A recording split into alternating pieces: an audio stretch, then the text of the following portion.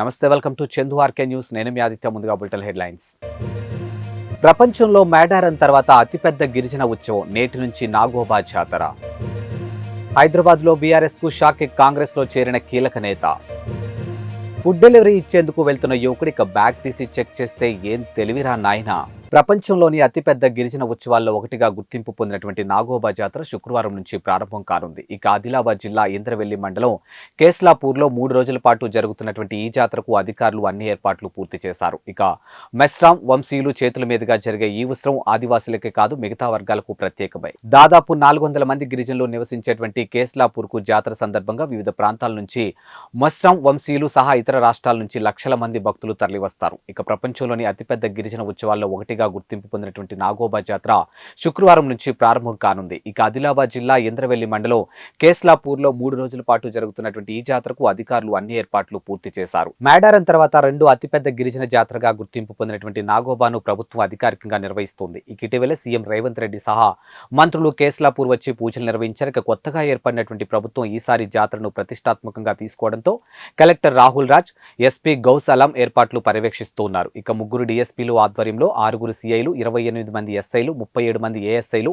94 మంది head constable, 243 మంది ఇతర సిబ్బందితో బందోబస్తు ఏర్పాటు చేశారు. హైదరాబాద్ లో బీఆర్ఎస్ కు ఎదురుదెబ్బ తగిలింది. ఇక జీహెచ్ఎంసీ మాజీ డిప్యూటీ మేయర్, బోరబండ కార్పొరేటర్ బాబా ఫసియుద్దీన్ బీఆర్ఎస్ పార్టీకి రాజీనామా చేశారు. ఇక తెలంగాణ కాంగ్రెస్ ఇన్ఛార్జ్ దీపా మున్షా సమక్షంలో బాబా ఫసియుద్దీన్ కాంగ్రెస్ లోను చేరారు. ఇక అనంతరం బాబా ఫసియుద్దీన్ ముఖ్యమంత్రి రేవంత్ రెడ్డిని కూడా మర్యాదపూర్వకంగా కలిశారు. ఇక బీఆర్ఎస్ వర్కింగ్ ప్రెసిడెంట్ కేటీఆర్ తీరుపై బాబా ఫసియుద్దీన్ కొంతకాలంగా అసంతృప్తితో ఉన్నారు. ఈ క్రమంలోనే ఉద్యమకారులకు పార్టీలో ప్రాధాన్యత లేదంటూ ఆవేదన వ్యక్తం చేశారు. ఇక తనకు ప్రాణహాని ఉందని చెప్పినా అధిష్టానం పట్టించుకోవట్లేదంటూ బాబా చెప్పారు. ఇక ఇటీవల కాలంలో పార్టీ అనుసరించినటువంటి విధానాలు నాకు నచ్చలేదు.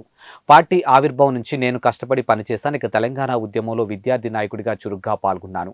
పార్టీ అభివృద్ధికి కృషి చేశాను. అలాంటి నాకు రాజకీయ భవిష్యత్తు లేకుండా కొందరు నాయకులు కుట్ర చేస్తుంటే అధినాయకత్వం వారిపై కనీస చర్యలు తీసుకోకపోగా వారికే మద్దతు ఇవ్వడం నన్ను తీవ్రంగా బాధించింది. ఇక రాజకీయంగానే కాకుండా భౌతికంగా లేకుండా చేసే కుట్ర జరుగుతుందని తెలిపి అధినాయకత్వం దృష్టికి ఎప్పటికప్పుడు తీసుకెళ్లినా ప్రయోజనం కనపడలేదు. ఇక గుండెల నిండా గులాబీ జెండాతో 22 ఏళ్లు పార్టీ కోసం సిపాయిగా పనిచేసిన ఉద్యమకారుడిగా రక్షణ కరువైందంటూ ఆవేదన వ్యక్తం చేశారు. అందుకే నేను పార్టీ ప్రాథమిక సభ్యత్వానికి, మీడియా స్పోక్స్ పర్సన్ పదవికి రాజీనామా చేస్తున్నానంటూ రాజీనామా లేఖను పంపారు. హైదరాబాద్ లో సరికొత్త దందా బయటపడింది. ఇక పోలీసులు నిఘా పెరగడంతో డ్రగ్స్, గంజాయి గ్యాంగులు రూటు మార్చాయి. ఇక ఫుడ్ డెలివరీ ముసుగులో కస్టమర్లకు గంజాయి డ్రగ్స్ చేస్తూ ఉన్నారు. ఈ క్రమంలో పోలీసులు ఇద్దరిని అరెస్ట్ చేశారు. ఇక కొండాపూర్ కు చెందినటువంటి మారం పవన్ కుమార్, కొండాపూర్ లో ఉంటున్నటువంటి బీహార్ కు చెందినటువంటి ఆదర్శ్ కుమార్ సింగ్ స్నేహితులు. ఇక డ్రగ్స్, గంజాయి తీసుకునే క్రమంలో ఇద్దరి మధ్య పరిచయం ఏర్పడింది. బెంగళూరు నుంచి ఎండిఎంఏ, ఏపీ, ఒడిశా సరిహద్దుల నుంచి గంజాయిని తీసుకొచ్చి కాలేజీ విద్యార్థులకు, ఐటీ ఉద్యోగులకు విక్రయిస్తున్నట్లు బెంగళూరు, ఏపీ, ఒడిశా సరిహద్దుల నుంచి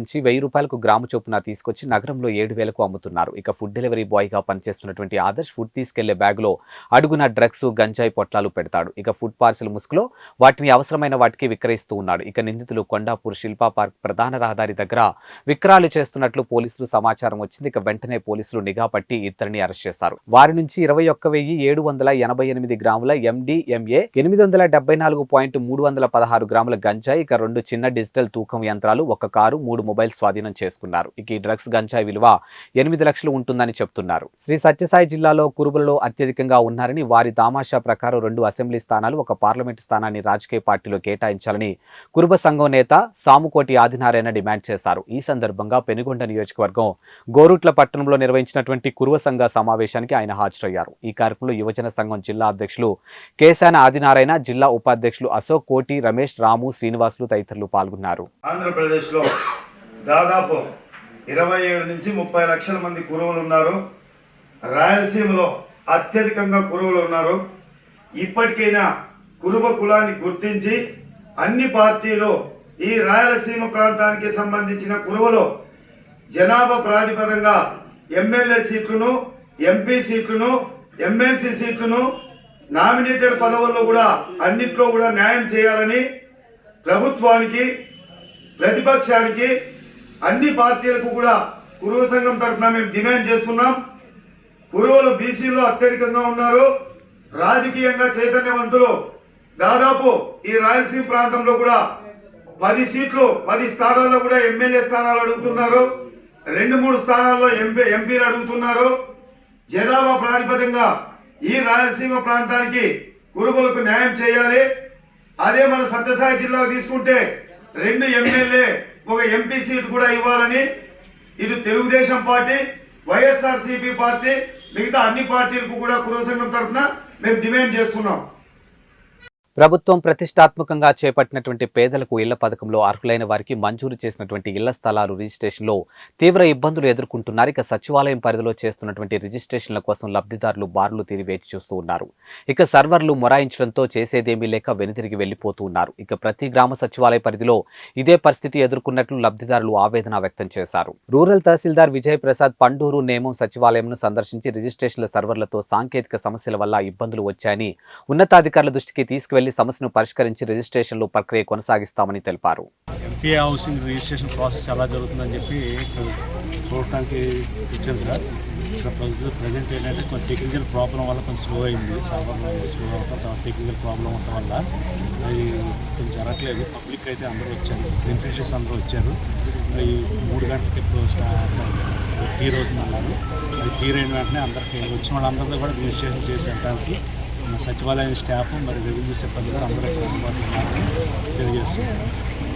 ఓకే సార్. తమ సమస్యలు పరిష్కరించాలని కోరుతూ కాకినాడ ప్రభుత్వ సామాన్య ఆసుపత్రి కాంట్రాక్ట్ శానిటైజేషన్ వర్కర్ సిఐటియు ఆధ్వర్యంలో చేపట్టిన ఆందోళన కొనసాగించారు. ఈ సందర్భంగా సిఐటియు నగర అధ్యక్షుడు పలివేల వీరబాబు మాట్లాడుతూ కోవిడ్ సమయంలో ప్రాణాలు పణంగా పెట్టి సేవలు అందించినటువంటి జీజీహెచ్ శానిటైజేషన్ వర్కర్కు ప్రభుత్వం నుండి ₹1 కూడా పారితోషికం అందలేదని అన్నారు. ఇక 2 కార్మికులు మరణిస్తే ప్రభుత్వం నుండి ఏ విధమైన సహాయం ఆయా కుటుంబాలకు అందలేదని వాపోయారు. ఇప్పటికైనా అధికారులు స్పందించి కార్మికుల న్యాయమైన డిమాండ్స్ పరిష్కారం చేయాలని కోరారు. ఇక లేని పక్షంలో సిఐటియు అనుబంధ సంఘాలను కూడా ఆందోళనకు తీసుకొస్తామని అన్నారు. ఇక కార్మికురాలు అనురాధ మాట్లాడుతూ తాము గత 10 ఏళ్లుగా జీజీహెచ్ లో కాంట్రాక్టర్ శానిటైజేషన్ వర్క్ గా పనిచేస్తున్నామని అన్నారు. ఇక యజమానులు చెల్లించవలసినటువంటి పిఎఫ్ వాటా కూడా కార్మికుల జీతాలకు నుండే కత్తిరించడం గతంలో జరగలేదని అన్నారు. ఇక ప్రస్తుతం ధరలు విపరీతంగా పెరగడం వల్ల జీతాలు సరిపోక ఇబ్బందులు పడుతున్నామని ఆవేదన వ్యక్తం చేశారు. ఇక తక్షణమే జీతాలు పెంచాలని డిమాండ్ చేశారు. ఈ కార్యక్రమంలో సిఐటియు జిల్లా కోశాధికారి మలక వెంకటరమణతో పాటు యూనియన్ నాయకులు తదితరులు పాల్గొన్నారు. కాకినాడ ప్రభుత్వ సామాన్య ఆసుపత్రిలో శానిటేషన్ వర్కర్స్ గత 7 రోజుల పైగా ఆందోళన నిర్వహించడం జరుగుతుంది. ముఖ్యంగా పెరిగిన ధరలకు అనుగుణంగా శానిటేషన్ వర్కర్స్కి జీతాలు పెంచాలని, కనీస వేతనం ₹26,000 అమలు చేయాలని సిఐటిగా డిమాండ్ చేస్తూ ఉన్నాం. కృష్ణా కన్స్ట్రక్షన్స్ ప్రైవేట్ కంపెనీ పేరుతో 2021 జూన్ నుండి జీజీహెచ్లో శానిటేషన్ నిర్వహణ కాంట్రాక్ట్ పొంది ఉన్నారు. గడిచిన 24 సంవత్సరాలుగా జీజీహెచ్లో శానిటేషన్ కాంట్రాక్ట్లోనే జరుగుతుంది. గతంలో ఎప్పుడు కూడా పిఎఫ్ విషయంలో కార్మికుల వాటా, యజమాని వాటా కలిపి పిఎఫ్ చెల్లించేవారు. కృష్ణా కన్స్ట్రక్షన్ కంపెనీ వచ్చినప్పటి నుంచి జీవో నెంబరు 549 ప్రకారం ₹16,000 జీతం అమలు చేస్తున్నప్పటికీ కార్మికులకి చెల్లించాల్సిన పిఎఫ్ పిఎస్ఏ వాటాతో పాటు యజమానులు చెల్లించవలసిన పిఎఫ్ పిఎస్ఏ వాటాకి కూడా కార్మికుల జీతం నుంచే కత్తిరిస్తున్నారు. పెద్దలందరికీ నమస్కారం. 10 సంవత్సరాలుగా మేము ఇక్కడ 24 చెప్తున్నామండి. మాకు ధరలు పెరిగిపోయి ఇచ్చిన జీతం సరిపోతాయి. జీతాలు పెరిగినాయి. పిఎఫ్ ఏమో 2 మా దాంట్లోనే కట్ చేస్తున్నారు. ఇదివరకైతే యజమానులు కొంచెం మా దాంట్లో కొంచెం కట్ చేసేవారు. మాకు 2 మా దాంట్లో కట్ చేయడం వల్ల పెరిగిన ధరల వల్ల మేము సరిపోవట్లేదని మాకు వచ్చినప్పుడు గదులు తగ్గించి మా ఎంతని ఏదో ఒకటి మాకు మంచి జరిగేట్టుగా తీసుకుంటారని కోరుకుంటున్నామండి. ప్రధానమంత్రి నరేంద్ర మోడీ ఉజ్వల గ్యాస్ పథకం ద్వారా పేదలకు ఉచితంగా గ్యాస్ కలెక్షన్లు అందించడం జరిగిందని BJP Kakinada assembly convener engineer గట్టి సత్యనారాయణ పేర్కొన్నారు. ఇక కాకినాడ సౌత్ మండలం 32వ వార్డు శక్తి కేంద్రం ప్రముఖ లక్ష్మీనారాయణ రెడ్డి ఆధ్వర్యంలో ప్రధానమంత్రి నరేంద్ర మోడీ ఉజ్వల గ్యాస్ పథకాన్ని ఉచితంగా అందించారు. ఇక ఈ కార్యక్రమానికి ముఖ్య అతిథులుగా BJP Kakinada assembly convener engineer గట్టి సత్యనారాయణ, బీజేపీ కాకినాడ సౌత్ మండల అధ్యక్షులు చెక్కా రమేష్, బీజేపీ సౌత్ మండల ఓబీసీ మోర్చా అధ్యక్షులు చెల్లూరి సత్యనారాయణ, బీజేపీ యువ మోర్చా నాయకులు దొడ్డి వీరేంద్ర పాల్గొని మహిళలకు ఉచిత గ్యాస్ కలెక్షన్లు అందజేశారు. ఈ సందర్భంగా వారు మాట్లాడుతూ ప్రధాని నరేంద్ర మోదీ మహిళలు కట్టెల పొయ్యి మరియు పొట్టి పొయ్యిల మీద వంటలు చేయడం వల్ల ఆరోగ్యం పాడవుతుందని, మహిళలు ఆరోగ్యంగా ఉండాలని ముందు చూపుగా ప్రధాని నరేంద్ర మోడీ ఉజ్వల పథకంలో గ్యాస్ కలెక్షన్లు, గ్యాస్ సిలిండర్లు, స్టవ్లు ఉచితంగా ఇస్తున్నారని తెలిపారు. ఈ అవకాశాన్ని మహిళలు ప్రతి ఒక్కరూ ఉపయోగించుకోవాలని కోరారు. ప్రధాని నరేంద్ర మోడీ ఉజ్వల పథకంలో ఉచిత గ్యాస్ కలెక్షన్లు పొందడానికి రేషన్ కార్డులో ఎంతమంది ఉంటే అంతమందిని ఆధార్ కార్డులు ఫోటోలు తీసుకుని మీ దగ్గరలో ఉన్నటువంటి గ్యాస్ కంపెనీని సంప్రదించాలని కోరారు. ప్రధాని నరేంద్ర మోడీ అత్యోదయ చిట్ట చివరి ఉన్నటువంటి పేదవారికి అందాన్ని పథకాలు ప్రవేశపెట్టారని తెలిపారు. ఈ కార్యక్రమంలో బీజేపీ సీనియర్ నాయకురాలు కొరాడ లక్ష్మి, తులసి తదితరులు పాల్గొన్నారు.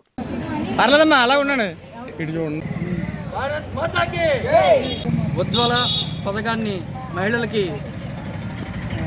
ఒంటింట్లో పొట్టి పొలాల పొయ్య వాడకూడదు, వాడితే అందరికీ కూడా ఆరోగ్యాలు దెబ్బతింటాయని చెప్పేసి మహిళలకి ఉచితంగా ఒక గ్యాస్ సిలిండరు, ఒక పొయ్య, రెగ్యులేటరు కలెక్షను మొత్తం 5,000 రూపాయల కిట్టు అందరికీ కూడా ప్రతి మహిళలకి లేని వాళ్ళు అందరూ కూడా అందిస్తున్నారు.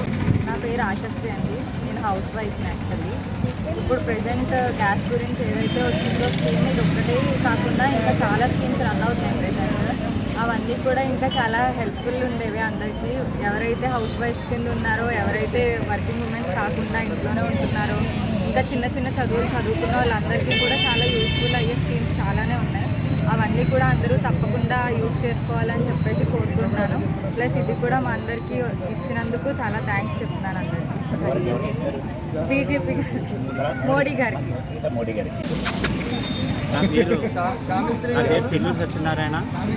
నేను భారతీయ జనతా పార్టీ ఓబీసీ మండల అధ్యక్షుడిగా ఉంటున్నాను. అయితే నేను ఈ భారతీయ జనతా పార్టీలో ఉంటున్న దగ్గర నుంచి కూడా నేను ఉత్సాహంగా మన మోడీ గారు తలపెట్టిన ఎన్నో పథకాలను కూడా ప్రతి మనిషికి, ప్రతి అర్హత ఉన్న ప్రతి వ్యక్తికి చేరాలన్న ఉద్దేశంతో ఉజ్వల గ్యాస్ పథకాన్ని మా 27వ వార్డులో 50 మందికి ఈరోజు కాకినాడ సౌత్ మండలం 32వ వార్డులో మన కొయ్య లక్ష్మణ ఆధ్వర్యంలో ఒక మోడీ గారు ప్రవేశపెట్టిన ఉజ్వల గ్యాస్ పథకం చక్కగా అమలవుతుంది. దానికి సహకరించిన మా మరో ముఖ్యమైన వ్యక్తి మా చక్క రమేష్. ఎందుకంటే ఆయన ప్రతి విషయంలో నేనంటే ముందు ఉన్నానని చెప్పి వచ్చి ఈయనకి సపోర్ట్ చేశారు. మన కొయ్య లక్ష్మణ గారు అయితే మాత్రం ఆయన కంగారు, అందరూ బుక్ చేసాం రావట్లేదని నాతో కూడా ఫోన్ చేసి ఈ అందరికీ గ్యాస్ ఇప్పించాలని నిజంగా తాపత్రయాన్ని నిజంగా మెచ్చుకోవాలి. ఆయన రాత్రి 10 ఫోన్ చేసి, సార్ మా గ్యాస్ రాలేదు, మా మహిళలు గొడవపడతారంటే నేను వెంటనే మా పిల్లలు ఫోన్ చేస్తే ఆయన మళ్ళీ స్వయంగా వాళ్ళతో మాట్లాడేసి ఇచ్చారు. ముందుగా మనకంటే ధన్యవాదాలు లక్ష్మీనారాయణ రెడ్డి గారికి మన చెప్పాలి. రెండోది, మన మోడీ గారు అందరిలాగా ఏదో మీకు ఫ్రీ స్కీమ్స్ కాకుండా మీరు డెవలప్ అవ్వాలి అంటే మహిళలు అంటే స్వయంగా డెవలప్ అవ్వాలి ఉద్దేశంతో ఎన్నో స్కీమ్స్ పెట్టారు. అందులో ముఖ్యంగా ఈ స్కీమ్ ఏంటంటే కేవలం మహిళలు ఏంటంటే వాళ్ళు స్ట్రాంగ్గా ఉండాలి, వాళ్ళు అనారోగ్యం పాలకూడదు అనే ఉద్దేశంతో వాళ్ళు ఏం చేస్తారంటే మీరు ఈ కట్టెల పొయ్యితో వండుకుంటుంటే స్మోక్ వచ్చేసి పళ్ళు తద్వారా ఊపిరిలో పడిపోతుందని అలా జరగకూడదు. మహిళ ఆరోగ్యం ఉంటే దేశం బాగుంటుంది చేస్తుంది. ఉజ్వల గ్యాస్ అనేది ఈ పేద మహిళ. ఈ నెల 9 నుండి 13వ తేదీ వరకు విశాఖపట్నంలో జరుగుతున్నటువంటి ఆడుదాం ఆంధ్ర రాష్ట్ర స్థాయి పోటీలు నిర్వహించడం జరుగుతుందని కాకినాడ జిల్లా joint collector CV Praveen Aditya పేర్కొన్నారు. ఇక గురువారం కాకినాడ జిల్లా స్పోర్ట్స్ అథారిటీ గ్రౌండ్ నుండి ఆడుదాం ఆంధ్ర రాష్ట్ర స్థాయి టోర్నమెంట్కు ఆటగాళ్లతో వెళ్తున్నటువంటి బస్సును joint collector CV Praveen Aditya జెండా ఊపి ప్రారంభించారు. ఈ సందర్భంగా ఆయన మాట్లాడుతూ కాకినాడ జిల్లాలో జరిగినటువంటి ఆడుదాం ఆంధ్ర క్రీడా పోటీల్లో మొదటి స్థానంలో విజయం సాధించినటువంటి badminton, kho kho, kabaddi, volleyball, cricket జట్లు విశాఖపట్నంలో రాష్ట్ర పోటీలో పాల్గొనడం జరుగుతుందని అన్నారు. ఇక కాకినాడ జిల్లా నుండి 52 మంది పురుషులు క్రీడాకారులు, 52 మంది మహిళా క్రీడాకారులు, 20 మంది కోచ్ మేనేజర్లు వెళ్లడం జరిగిందని తెలిపారు. ఇక క్రీడాకారులు పోటీలో పథకాలు సాధించి కాకినాడ జిల్లాకు పేరు తీసుకురావాలని సూచించారు. ఈ కార్యక్రమంలో పీడీ, ఏపీఎంఐసి, జీవీవి ప్రసాద్ తదితరులు పాల్గొన్నారు.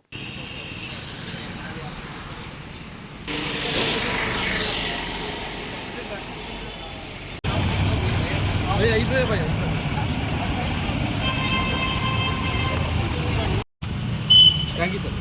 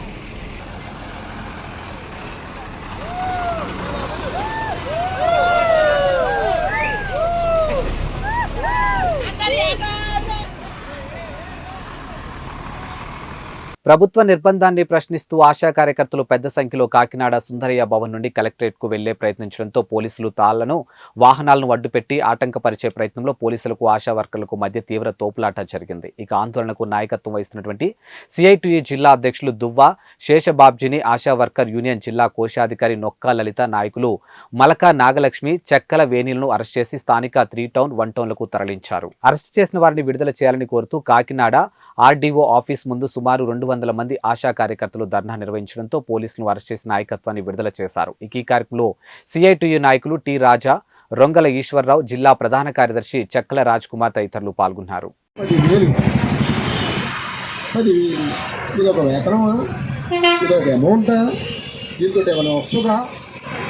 ఒకవేళ ఈ అమౌంట్ న్యాయబద్ధమైంది అని అనుకుంటే మరి ఎమ్మెల్యేలు 2 లక్షలు ఎందుకు తీసుకుంటాడు వేతనం? ఈ ప్రభుత్వం కొందరు సలహాదారులను పెట్టుకున్నది. సజ్జల రామకృష్ణారెడ్డి బయటికి వెళ్తే ఎందుకు పనికిరాడు, అతను తీసుకొచ్చి సలహాదారుడు కింద పెట్టుకున్నారు. 3 ఆశా వర్కర్లకి కనీస వేతనం 26,000 రూపాయలు ఇవ్వాలి. ఆ డిమాండ్ మీద ఈరోజు రాష్ట్ర వ్యాప్తంగా ఉన్న ఆశా వర్కర్లందరూ కూడా విజయవాడ వెళ్ళడం కోసం ప్రయత్నం చేశారు.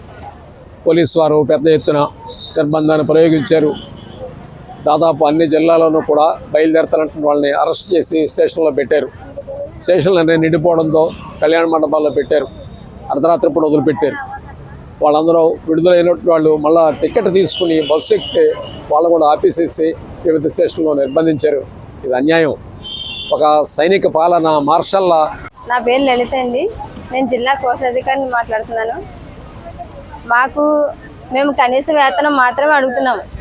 ఇంకెక్కువ ఏమైతే మేమైతే అడగట్లేదు. కనీస వేతనం 26,000. మాకు రిటైర్మెంట్ లీవ్లు లేవు, ఏమీ లేవు. మాకు 10,000 చేసి ఆ 10,000 అన్నీ ఎలా చేశారు? అంతకుముందు అధికారంలో 6,000 ఇస్తే అందులో 4,000 పెంచి 10,000 చేశారు. 10,000 అంటే ఆయన అన్నట్టు 10,000 చేస్తే అంతకుముందు ఇచ్చిన 6,000కి ఈ 10,000కి 16,000 రావాలి ఆయన అన్నట్టుగా. కానీ అలా జరగకుండా 4,000 చేసేసి మేము 10,000 ఇచ్చాం 10,000 ఇచ్చామని ప్రచారాలు చేసేసి ఆ 10,000 తోటే మమ్మల్ని బతకమన్నారు. వాటితోటే మమ్మల్ని. నా పేరు అనంతలక్ష్మి అండి. నేను ఆశా వర్కర్గా పనిచేస్తున్నానండి తాడలే మండలంలో. మాకైతే అండి జీతాలు సరిగా వేయరండి. కనీస వేతనం అడుగుతుంటేనేమో పోలీసులు అరెస్ట్ చేసేసి ఎక్కడికక్కడ మమ్మల్ని పుల్లబొడిసినట్టు చేసేస్తున్నారండి. మమ్మల్ని నైట్ కూడా చాలా దారుణంగా చేశారు సార్. మమ్మల్ని నిన్న మధ్యాహ్నం 2 గంటల నుంచి అండి ఇప్పటి వరకు కూడా మమ్మల్ని పోలీసుల చేతిలోనే అరెస్ట్లో ఉన్నామండి. మేము ఇప్పటి వరకు కూడా మాకైతే తిండా కూడా తిండలేదు సార్. మాకు నిన్న నుంచి మేము అలాగే ఉన్నాం సార్. మేము ఏం అడుగుతున్నాం సార్? కనీస వేతనం ఇమ్మని అడుగుతున్నాం. మాకు బెనిఫిట్ ఇమ్మని అడుగుతున్నాం సార్. మేము ఏంటి మాకు కనీసం మా పిల్లలు 10,000 ఉద్యోగం అని మా ఆయనకి పెన్షన్ లేదు సార్. మా పిల్లలకి అమ్మఒడి లేదు సార్. మాకు రేషన్ కార్డులో పేర్లు తీసేస్తారు సార్. 10,000 ఎక్కడండి? మాకు ఇవన్నీ పోతే మేమేలా బతకమండి సార్? మేము బతకలేక రోడ్డు పడ్డామండి. రోజుని రోడ్డు పడిన తీసుకెళ్ళాము. ఎక్కడెక్కడో దాచేస్తుంటే ఎక్కడెక్కడో పట్టేస్తుంటే మేమేమని అడుకోవాలి సార్? చెప్పండి సార్. అంచేతండి మేము కలెక్టర్ ఆఫీస్ కూడా వెళ్ళలేదండి సార్. మమ్మల్ని మధ్యలో రోడ్డు మీద పెట్టి ఇదిగోండి రోడ్డు మీద పొడెండ్లు పెట్టి మమ్మల్ని తాళ్ళెట్టి కొట్టేసి మా సార్లని అందరినీ మమ్మల్ని చాలా బేమత్యంగా చేసేస్తారు సార్. మమ్మల్ని మనోయన్నీ మాకు అందించాలని మనస్ఫూర్తిగా కోరుతున్నామండి. కేంద్ర కార్మిక సంఘాలు, రైతు సంఘాలు, వ్యవసాయ కార్మిక సంఘాలు, రైతు కూలీ సంఘాలు ఆధ్వర్యంలో ఫిబ్రవరి 16వ తేదీన జరిగే గ్రామీణ బంధు పారిశ్రామిక సమ్మెను జయప్రదం చేయాలని కోరుతూ కచేరిపేట నందుగల సిఐటియు కార్యాలయంలో ఏపీ రైతు సంఘం జిల్లా అధ్యక్షులు తిరుమల శెట్టి నాగేశ్వరరావు అధ్యక్షన రౌండ్ టేబుల్ సమావేశం జరిగింది. ఈ సందర్భంగా రైతు కూలీ సంఘం జిల్లా అధ్యక్షులు రాజాబాబు, కౌలు రైతు సంఘం జిల్లా ప్రధాన కార్యదర్శి వల్లూరి రాజాబాబు, సిఐటియు జిల్లా ప్రధాన కార్యదర్శి చెక్కల రాజ్ కుమార్, ఇక సిపిఎం జిల్లా కన్వీనర్ మోర్తా రాజశేఖర్, ఐఎన్టీయూసీ జిల్లా అధ్యక్షులు తాళ్ళూరి రాజు మాట్లాడుతూ మోడీ ప్రభుత్వం అనుసరిస్తున్నటువంటి కార్పొరేట్ మతోన్మాద విధానాలను రైతు పాలిట ఉరితాడులుగా మారి 5 ఏళ్లలో 3 లక్షల మంది రైతులు ఆత్మహత్యలకు పాల్పడ్డారని, మోడీ తీసుకొచ్చినటువంటి 4 లేబర్ కోడ్లు పరిశ్రమలో సంపద సృష్టించే కార్మికులకు ఏ హక్కులు లేవని, బానిసలుగా మార్చాయని, కేంద్ర రాష్ట్ర సంస్థల్లో 23 లక్షల పోస్టులు ఖాళీగా ఉండి కూడా దేశంలో యువత ఉద్యోగాలు లేక నిరుద్యోగ భారత్ వెలిగిపోతుందని విమర్శించారు. ప్రతిరోజు దేశంలో మహిళలపై అత్యాచారాలుగా మారాయని, దళితులను, గిరిజనులు, మైనార్టీలను 2వ తరగతి పౌరులుగా మార్చేందుకు నిత్యం బీజేపీ ఐటీ సెల్ మోడీ భజన చేసే మీడియాలో విష ప్రచారం నిర్వహించడం జరుగుతుందని ఆవేదన వ్యక్తం చేశారు. ఇక కాకినాడ ప్రజలు, రైతులు, పరిశ్రమల్లోని కార్మికులు, వ్యవసాయ కార్మికులు ఫిబ్రవరి 16న స్వచ్ఛందంగా బంద్లో పాల్గొని జయప్రదం చేయాలని అన్నారు. అన్యాయం గురించి, వాళ్ళు ఇచ్చిన వాగ్దానాల గురించి, అట్లాగే దాదాపుగా 30 సంవత్సరాల నుంచి అది పెండింగ్లో ఉంది.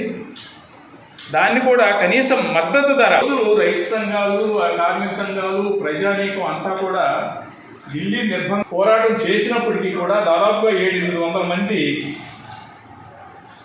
రైతులు ప్రాణాలు కోల్పోయినప్పటికీ కూడా మోడీ చలనం లేకుండా ఈరోజు దేశంలో బీజేపీ యొక్క పరిపాలనా విధానానికి వ్యతిరేకంగా, అదేవిధంగా మోడీ అవలంబిస్తున్నటువంటి కార్మిక, రైతు, అదే ప్రజా వ్యతిరేక విధానాలు ఏవైతే ఉన్నాయో వాటికి వ్యతిరేకంగా ఈరోజు ఈ యొక్క రౌండ్ టేబుల్ సమావేశం జరిగింది.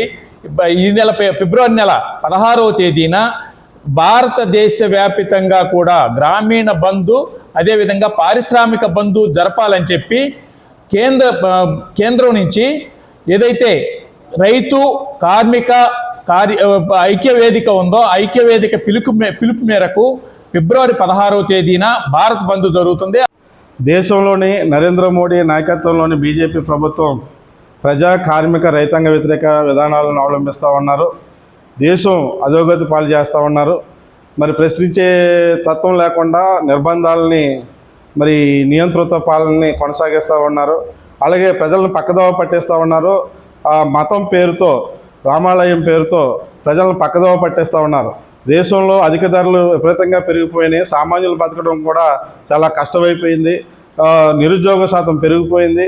అసలు మధ్యతరగతి ప్రజలు కానీ, పేద ప్రజలు కానీ బ్రతికేటటువంటి పరిస్థితి ఏమాత్రం కూడా లేదు. కాబట్టి ఇటువంటి సందర్భంలో సంయుక్త కిసాన్ మోర్చా, అలాగే కేంద్ర కార్మిక సంఘాలు సంయుక్తంగా దేశవ్యాప్తంగా గ్రామీణ బంధువులను జయప్రదం చేయాలని చెప్పేసి పిలుపునిచ్చాయి. ఈరోజు నా పేరు వల్లు రాజుబాబు, ఏపీ కౌలు రైతు సంఘం జిల్లా కార్యదర్శి. ఈరోజు కాకినాడ జిల్లాలో అఖిలపక్ష రైతు సంఘాలు, అలాగే కార్మిక సంఘాలు, కేంద్ర కార్మిక సంఘాలు, కేంద్ర రైతు సంఘాలు, వ్యవసాయ కార్మిక సంఘంతో పాటు అఖిలపక్ష సమావేశం జరిగింది, రౌండ్ టేబుల్. ఈ రౌండ్ టేబుల్లో నిర్ణయం చేసినటువంటి కార్యక్రమాలు ఏంటంటే, భవిష్యత్తులో అంటే ఈ నెల 16న జరుగుతున్నటువంటి గ్రామీణ బంద్ ఏదైతే ఉందో ఈ గ్రామీణ బంద్ సక్సెస్ చేయడానికి అన్ని సంఘాలు కూడా అనుకున్నాం. కేంద్ర ప్రభుత్వం చాలా దారుణంగా వ్యవహరిస్తున్నటువంటి తీరు, కేంద్ర రాష్ట్ర ప్రభుత్వ విధానాలు, అటు రాష్ట్ర ప్రభుత్వం కానీ ఇటు కేంద్ర ప్రభుత్వం కానీ రైతాంగం పట్ల చాలా నిర్లక్ష్యంగా వ్యవహరిస్తూ ఉన్నారు. భారతదేశ వ్యాప్తంగా ఫిబ్రవరి 16వ తారీఖున గ్రామీణ బంధు పారిశ్రామిక సమ్మె జరుగుతూ ఉంది. ఈ సమ్మెలో, ఈ బంద్లో కాకినాడ జిల్లాలో ఉన్నటువంటి రైతులు, కౌలు రైతులు, వ్యవసాయ కార్మికులు, పరిశ్రమల్లో పనిచేసే కార్మికులందరూ కూడా భాగస్వామ్యం కావాలి. ఈ 4 సంఘాల డిమాండ్ల మీద, అంటే రైతులకి పంటలకు గిట్టుబాటు ధర చట్టాన్ని చేయాలని కోరుతూ ఈ సమ్మె జరుగుతూ ఉంది, బంద్ జరుగుతూ ఉంది. కార్మికులందరికీ కనీస వేతనం 26,000 రూపాయలు చేయాలి, ఇవ్వాలి ఏ రంగంలో పనిచేసే కార్మికుడికైనా అని చెప్పి సమ్మె జరుగుతూ ఉంది. కార్మికులకు వ్యతిరేకంగా తీసుకొచ్చిన 4 లేబర్ కోడ్లు రద్దు చేసేంత వరకు ఈ పోరాటం సాగుద్దని తెలియజేస్తా ఉన్నాం. కౌలు రైతులకి భూ యజమానితో సంబంధం లేకుండా గుర్తింపు కార్డులు, పంట రుణాలు, అలాగే పంట నష్టము ఇన్సూరెన్స్ సౌకర్యాలు కౌలు రైతులకు కల్పించాలని చెప్పి డిమాండ్ చేస్తూ ఈ బంద్ జరుగుతూ ఉంది. ప్రసిద్ధి చెందినటువంటి చొల్లంగి అమావాస్య తీర్థ శుక్రవారం ఘనంగా జరిగింది. ఇక జిల్లా నలుమూల నుంచి వేలాది మంది భక్తులు కరప మండలం ఉప్పలంక గ్రామ శివారు మొండికి తరలివచ్చారు. ఇక బాల త్రిపురాసుందరి సమేత సంగమేశ్వర స్వామిని దర్శించుకొని మొక్కులు తీర్చుకున్నారు. ఇక భక్తులు తరలి రావడంతో యానం జాతీయ రహదారికి కిరిసిపోయింది. ఇక ట్రాఫిక్ ఇబ్బందులు తలెత్తకుండా పోలీసులు పోలీస్ చర్యలు తీసుకున్నారు. ఇక మహిళలు పుణ్యస్థానాలు ఆచరించడానికి వీలుగా స్నానఘట్టాల వద్ద ప్రత్యేక ఏర్పాట్లు చేశారు. సముద్ర స్నానాలు చేసే వారి కోసం ముందస్తు జాగ్రత్తగా గజ ఈతగాలను సిద్ధం చేశారు. ఆలయ ప్రాంగణం వద్ద అధికారులు ప్రత్యేక శిబిరాలు ఏర్పాటు చేసి భక్తులకు తాగునీరు, వైద్య సేవలు అందించారు. ఇక భక్తుల తాకిడికి తగిన తర్వాత అప్పెన్నెద్దులకు ప్రవేశం కల్పించారు. ఇక ఆయా గ్రామాల్లో ఉన్నటువంటి వీరభద్రులతో గద్దె నుంచి ప్రభలు, గరళాలను మోసుకుంటూ భక్తులు సంగమేశ్వర స్వామివారిని దర్శించుకున్నారు. ఇక రాష్ట్ర వ్యవసాయ శాఖ మంత్రి కురసాల కన్నబాబు స్వామివారిని దర్శించుకున్నారు. ఇక కాకినాడ రూరల్ సిఐ ఆకుల మురళీకృష్ణ పర్యవేక్షణలో ఎస్ఐ దానేటి రామారావు, ఇతర స్టేషన్ల పోలీస్ సిబ్బంది ఎటువంటి అవాంఛనీయ ఘటనలు జరగకుండా చర్యలు చేపట్టారు. ఇక గ్రామ సర్పంచ్ బొమ్మిడి నయున్ నాయకులు కురసాల సత్యనారాయణ తదితరులు పాల్గొన్నారు.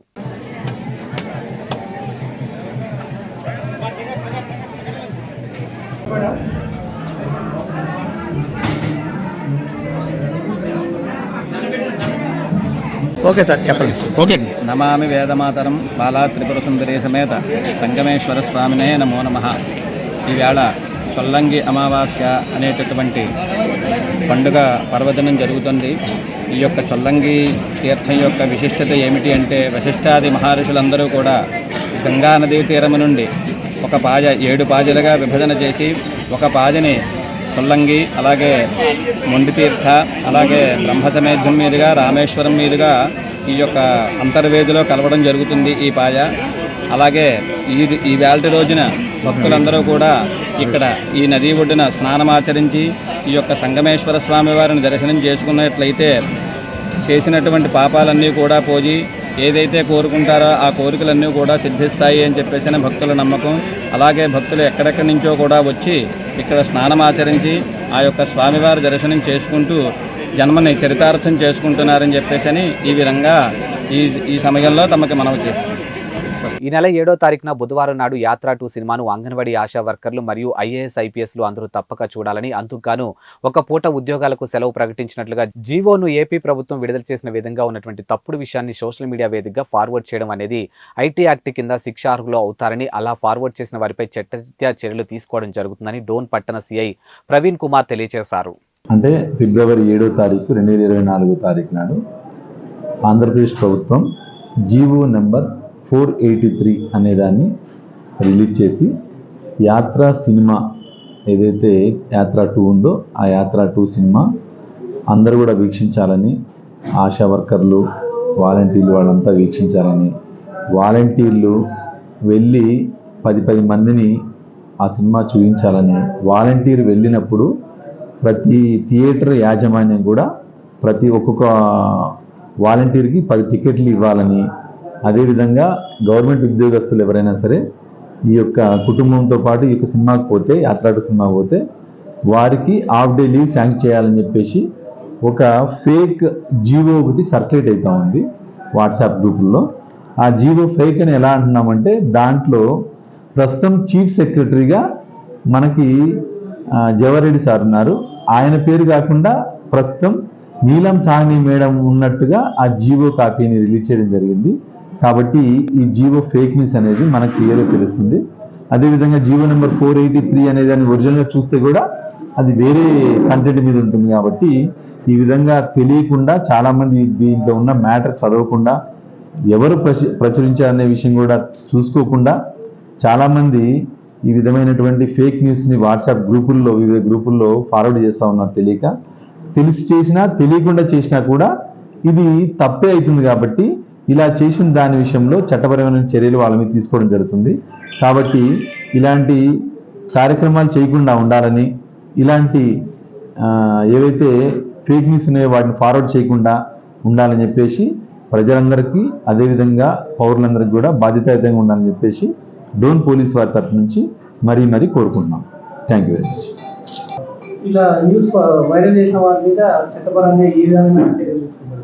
అంటే ఐటీ యాక్ట్ ప్రకారంగా ఒక ఫేక్ న్యూస్ని ఫార్వర్డ్ చేయడం కూడా తప్పే. కాబట్టి దాని ప్రకారం మేము యాక్షన్ తీసుకుంటాం.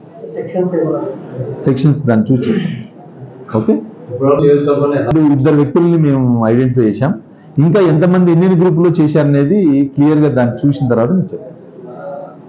ఎందుకంటే దీనిలో ఇంకా ఇన్వెస్టిగేషన్ చాలా చేయాల్సింది, చేసిన తర్వాత చెప్తాం. ఇవి వాల్టి బులెటిన్ అప్డేట్స్. మరో బులెటిన్తో మళ్ళీ కలుద్దాం. అంతవరకు సెలవు. నమస్కారం.